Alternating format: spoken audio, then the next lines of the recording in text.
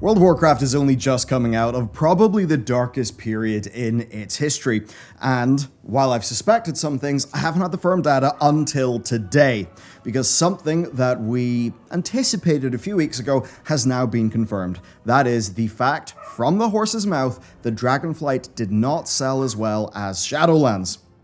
But the question is, what does that reflect more on? Dragonflight or Shadowlands?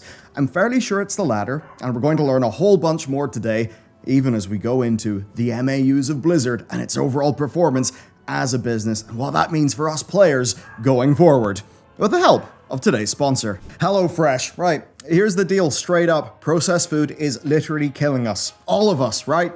That's the deal. Plus, I can't keep going on wasting money in delivery apps, and that is why I use HelloFresh.com, where the code Bellular65 gets you 65% off plus free shipping. Their meal kit delivery service is absolutely killer. I believe it is one of the easiest ways you can directly improve your life. Been using them for years. All you do is select meals ahead of time on their app. They are delivered to you in a cooled box. You store the things appropriately. Some stuff goes in the pantry, some in the fridge, and that is your grocery shopping done. And when it's time to cook, and today, by the way, I'm showing off this delicious and super fast dal, all you do is grab the recipe bag, grab the refrigerated ingredients, follow their step-by-step guide on the recipe card, and you are done. Everything is pre-measured. And in their rapid meals, which is honestly really what I need, they've got really great time savers, maybe like your pre-diced chicken, stuff that's perfectly pre-measured. So damn handy. It means that the hassle of shopping and planning, which are the things that I believe get in the way of us being healthy, those things are gone. And since you get what you need, there's no pointless food waste, no random ingredients cluttering up your home, and that all makes cleanup so much easier. The dal was absolutely delicious, by the way, and dead easy to prepare. It's an amazing way to get into cooking. They're carbon neutral, they ship recyclable packaging, they cut food waste versus fast food. They are cheaper, faster, and much more healthy, with complete nutritional info included on the recipe cards. They are a boon to my quality of life, and they can be to yours as well if you click the link below, where code Bellular65 gets you 65% off. Monthly active users then, MAUs. The way that those work is that if you play one game from Blizzard in a month, you'll be an MAU. If you play, say, both World of Warcraft and Hearthstone, you'd actually be counted as 2 MAUs. So that number actually rose from 31 million in the third quarter of last year to 45 million, which is an increase of 45%. And, well, actually an increase of 21 million monthly active users, a 114% increase from the fourth quarter of 2021, so a year prior, which is kind of impressive, and we'll dive into that more. Their segment revenue and operating income, which doesn't matter to us, but I guess is important, that grew 90% year over year in Q4, though obviously that would kind of always happen because of Overwatch 2 and World of Warcraft. Now on that then, World of Warcraft, let's talk about it. So our game has delivered significant year-on-year growth in terms of its reach, engagement, and net bookings, which is the money bit. Now that means over $100 million in the fourth quarter of last year per the calendar. So if you're ever wondering how much money the game makes, well, there you go. Now, this is where we get to the less good thing-ish.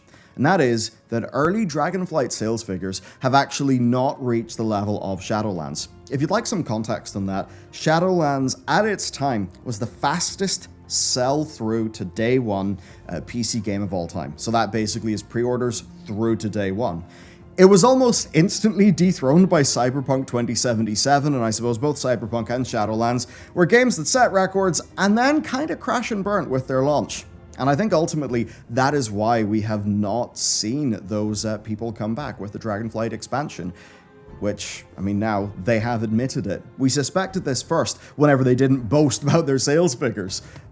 Obviously, now they are, well, they're saying it's not sold as well. But they're saying that in a context that, from their perspective, community feedback has been positive, that post-launch subscriber retention is in fact higher than recent expansions in the West. Now, in the West, I think is a relevant bit because, of course, their retained players is going to fall all the way to essentially 0 in China because the game, it's closed down in China completely, which is mad.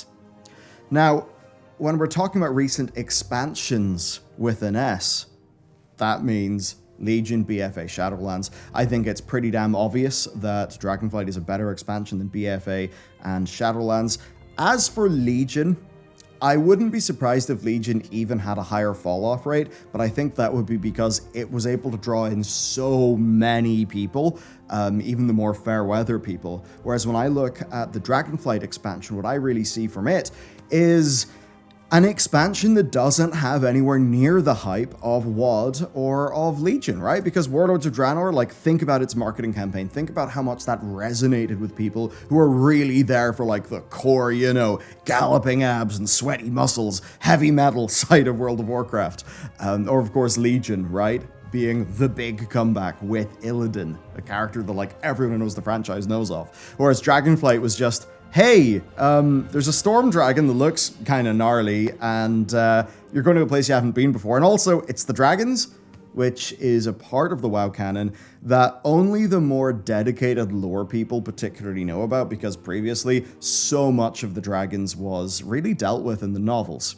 So I think for all those reasons, yeah, people were burnt because of Shadowlands, so Dragonflight would only be able to get the most willing to come back of unretained or lost players, and I don't think Dragonflight would have had a strong enough reach because of its overall concept and its execution of the likes of the Drakthir, which, well and good for many, many people, but I think not as marketable a concept as other ways that they could have taken that. Now, in the earnings call, they also talked about Arclight Rumble continuing to progress well through regional testing, which sure has been a while. It's a bit weird. Then, based on the previous earnings calls, what is weird is that game was supposed to launch in 2022, but it still is in regional testing. Now, what that will often mean for a mobile game is that it's not really converting, because the way that these mobile games work, right, is you work out your average revenue per user, then you work out your cost of acquisition, and you go brrr on that marketing, right? That's like the mobile model. So what they often do in those soft launch periods is they really try to just hone all that shit in before they basically just, go gas on the marketing side of things. So probably not a great thing. I will say from the people that I know, for what it is, it's a fun game. And then, of course, they also mentioned that, yes, they will try to find alternate ways to have the game be in China. Okay, so that's a bunch of what we learned from Blizzard themselves. What I can now talk about is some of our own in-game data. So we do really once or twice every raid tier, or every season in the game, we basically look at all of the publicly available data to see how the game is actually performing. So we looked at guild raid participation metrics for the opening patch of Dragonflight, and we compared that to all recent expansions and patches within the first few months of release, so that we'd be like actually apples to apples.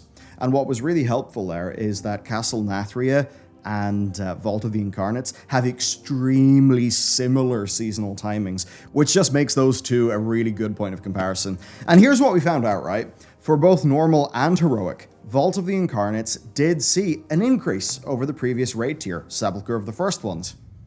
But the problem is, it only brought those numbers up to where they were in the Sanctum of Domination. And if you remember patch 9.1 and the Sanctum of Domination, that had experienced a massive drop-off from Castle Nathria. And right now, we, in the raiding side of things, are absolutely not at Castle Nathria level numbers. Now, that is a problem for World of Warcraft, because both Battle for Azeroth with Uldir and Shadowlands with Castle Nathria had very large spikes in their graphs.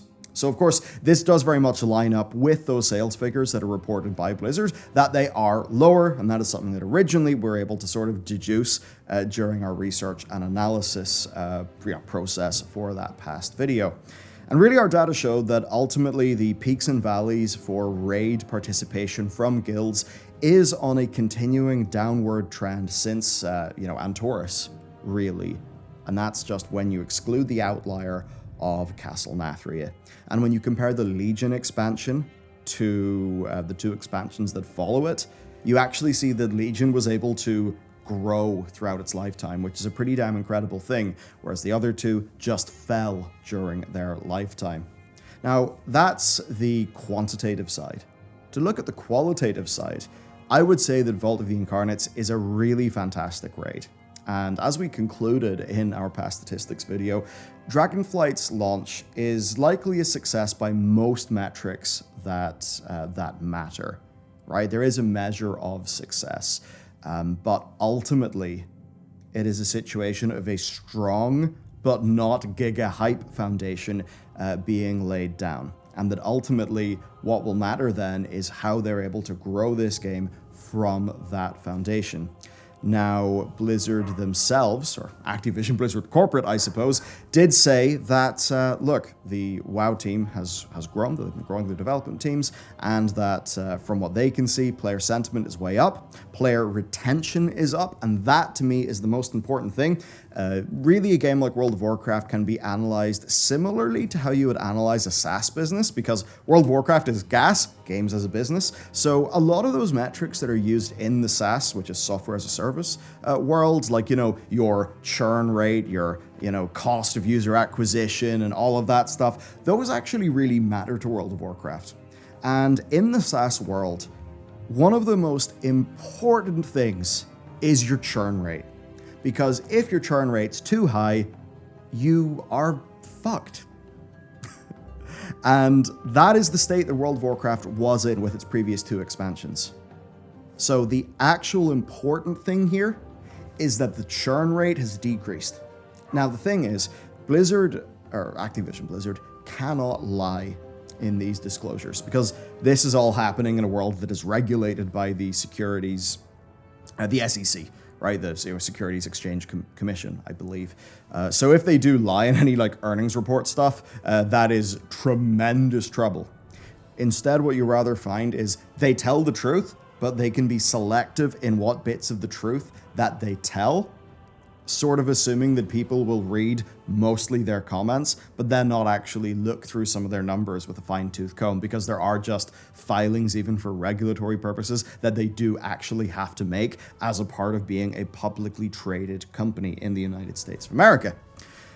So, the other side then is Mythic Plus. At the time, our data sources for Mythic Plus were broken, but I did actually see somebody was able to compile M Plus stats over on Reddit. And the good thing that I saw from that is that actually M Plus retention is up, which is good, especially when you consider that Mythic Plus has had a lot of controversy in this expansion. Quite a few people don't enjoy Thundering. Quite a few people just are a bit burnt out in the system. There was obviously tuning issues with Mythic Plus early on, and perhaps for some still continuing in this expansion, right? So even with all of those problems, M Plus has shown better retention.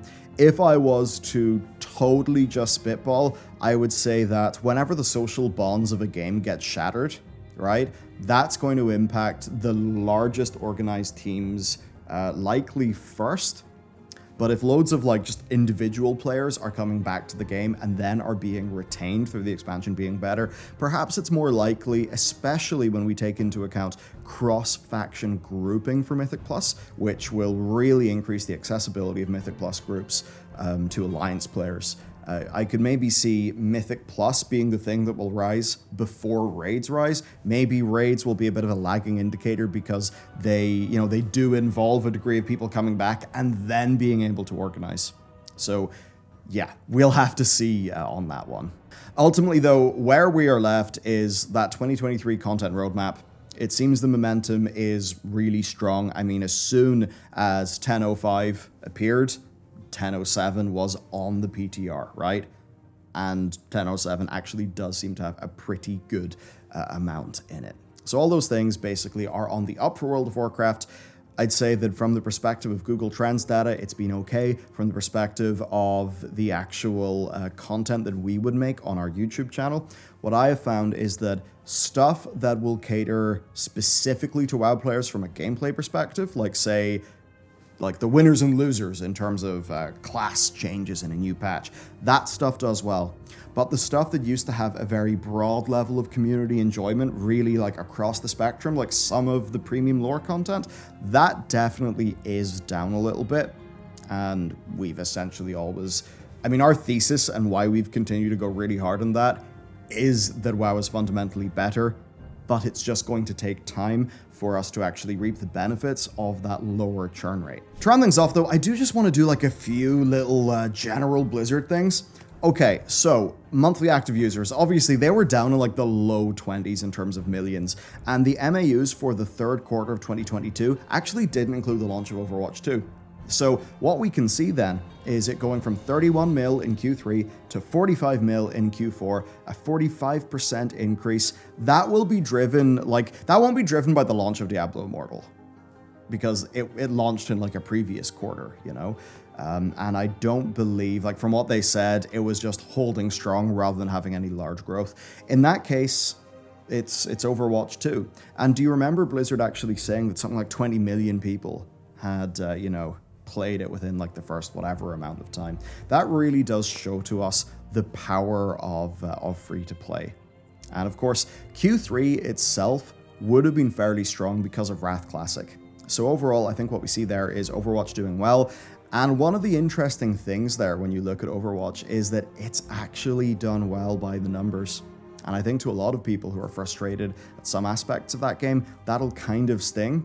That being said, the Overwatch 2 game director has broadly been saying more right things and has acknowledged a lot of the problems and challenges that that game has been facing, and it seems like its fourth season will be able to implement a fair amount of changes, which, look, would be good, because with Overwatch, I really actually prefer Overwatch 2's meta feel to Overwatch 1. I just want them to get the business model right. If they can continue to iterate and have a good, fair, free-to-play live service, then hey, I think Overwatch is fun as hell, so I would be there for that. And it is a remarkably different picture to that of, say, Q4 2021, where we had 24 million monthly active users, right? Like, what a massive difference. Now, as for Activision Blizzard King as an overall company, look, it was Modern Warfare 2. Obviously, that sold all of the copies in the universe. And between all of this stuff, basically, Blizzard reported its highest quarterly net bookings to date because of WoW, Diablo, and Overwatch. Turns out Candy Crush actually did really well, not that we care about that, and their mobile bookings grew in the mid-teens year over year. Their overall in-game net bookings grew 46%. Generally speaking, fairly strong numbers. So there you have it, that's basically it for this video. I think that World of Warcraft is set up to have maybe the strongest future than it's had in a long time, even though this expansion did not sell as well. Personally, I can say I'm having more fun in the game than I have, since Mists of Pandaria. I'm actually enjoying Dragonflight more than I enjoyed Legion. I think the Legion was like, big giga hype for all of those like narrative reasons and just strong player fantasy. But in terms of design fundamentals, I do actually think that Dragonflight is a better setup expansion. We'll have to see where it goes. The next big test will be patch 10.1, so that we can see what a major content patch looks like from this refactored World of Warcraft team that is remarkably larger than it used to be, now numbering over 700 core development staff. So let me know what you think about everything. Let me know what your guild's experience has been. If you want to support the show, check out our sponsor. And I suppose with that, have a wonderful day and hit up this video next.